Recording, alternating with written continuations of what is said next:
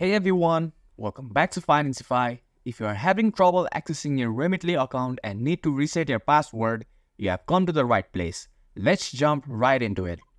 First, open the Remitly app on your mobile device. Make sure you are on the login screen. Below the password field, tap on Forgot Password. This will take you to the password reset page. On the reset page, enter the email address associated with your Remitly account. Double check for any typos before proceeding.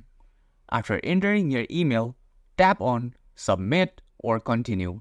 Remitly will send a password reset email to your inbox.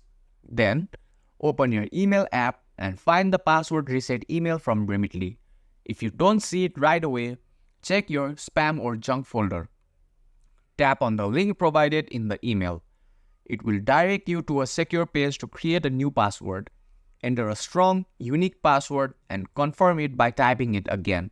Once done, tap on Reset Password or Submit. Return to the Remitly app and log in with your new password. Make sure everything works as expected. And that's it. You have successfully reset your Remitly account password. If this video helped you out, don't forget to like, subscribe, and hit that notification bell for more quick finance tips from Financify. Thanks for watching, and I'll see you in the next video.